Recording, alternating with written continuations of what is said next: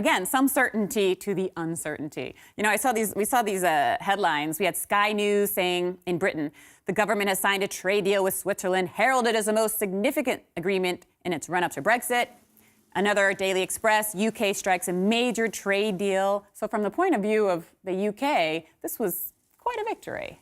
Yeah, and also in the case of Switzerland. Is it? So UK is the sixth largest export market for Switzerland, so it's very good to have here good planning decisions for what comes. Nobody really wants to see a hard Brexit, but whenever it takes place, then we have a back situation with this trade, and everybody can believe that there are stable relationship between the two countries.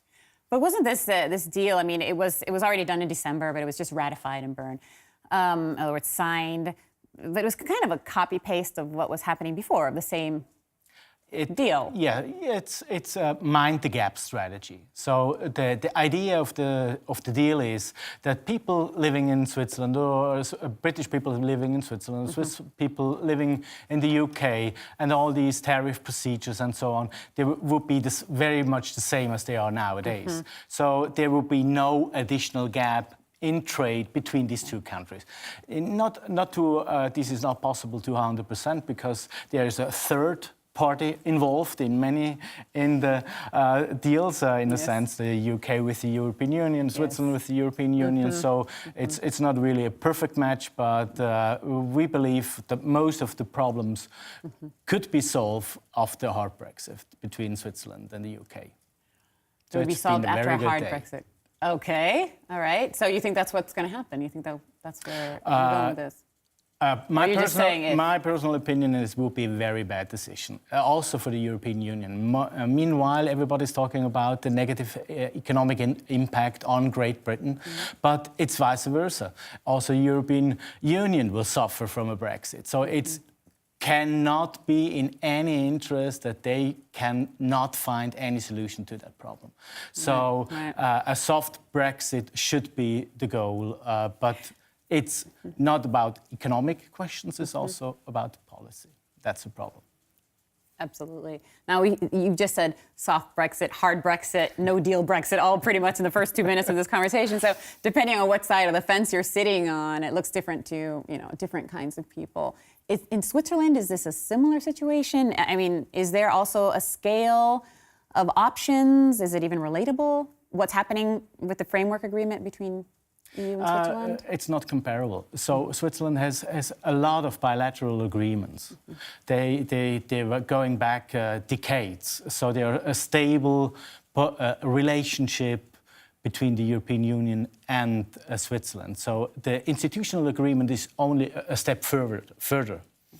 Okay. Making clear what would be a dispute settlement system in case of the two parties are not gaining the same opinion. And in that case, it's only related to the market access treaties, so free movement of persons, land traffic, air traffic deals, and so on. So it's not the overall bilateral relationship, but only to this market access agreement.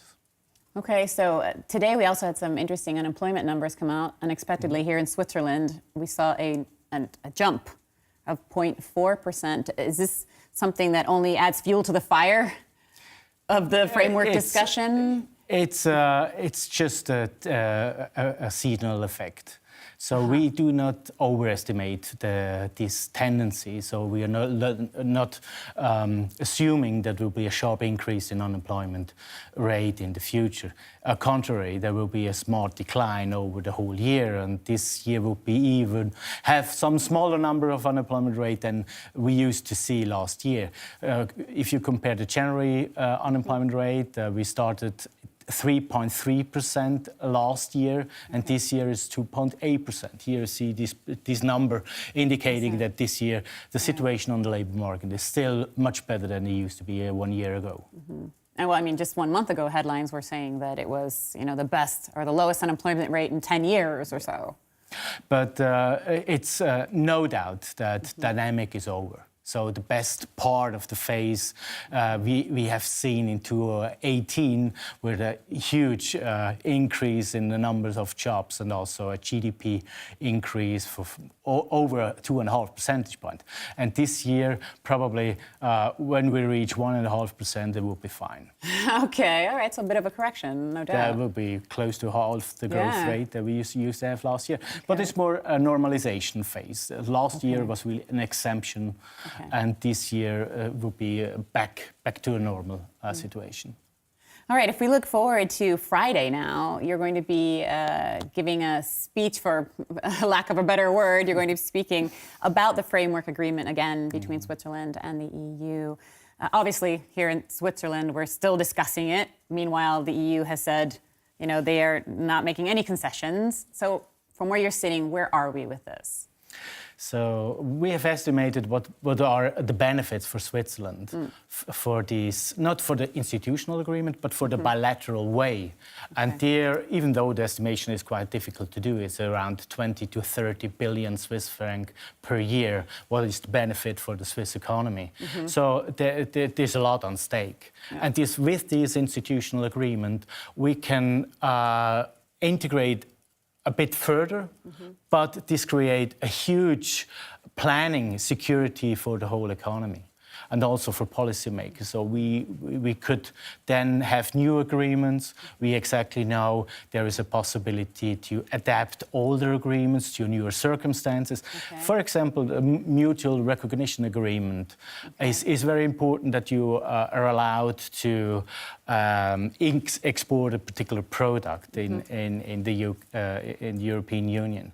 And this agreement will have some changes this year, especially in the medtech sector. Okay. So once we do not have this possibility to adapt older agreements, the benefit of this agreement will erode over time. Okay. So, and what are the costs then depends crucially on the time frame.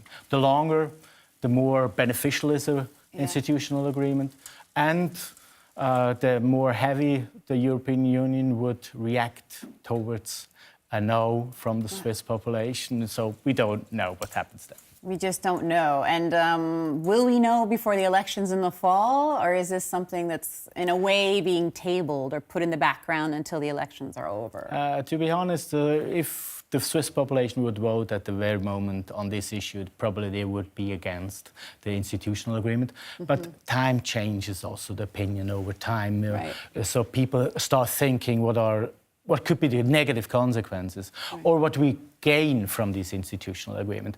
And in our analysis of the association, we came to the conclusion it's really beneficial in the very long run for Switzerland, and this creates a huge positive impact for the economy.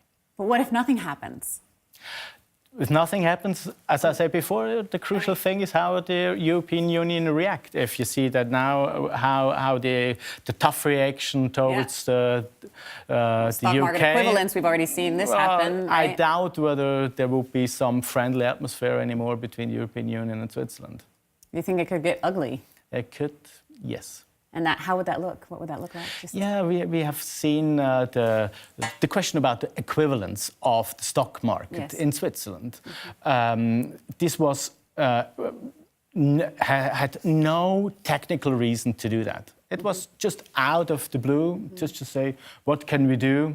It was just a political decision to punish Switzerland in a way. And this behavior you have no chance at all to anticipate.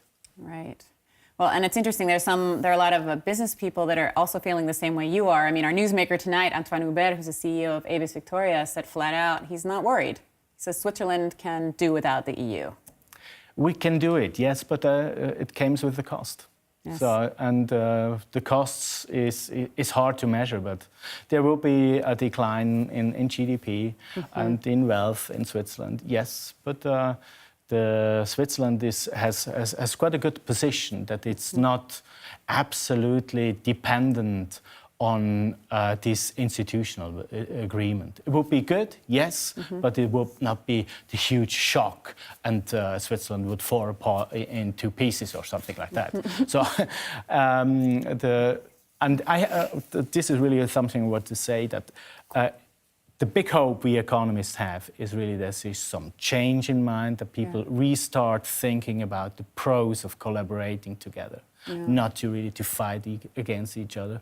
But economy is really working together, picking up the chances, and not having increasing tariffs as in the US, or making deals like the one between, we may see this hard Brexit case. This is not good for the whole economy. Collaboration is key, it sounds like. Yes, indeed.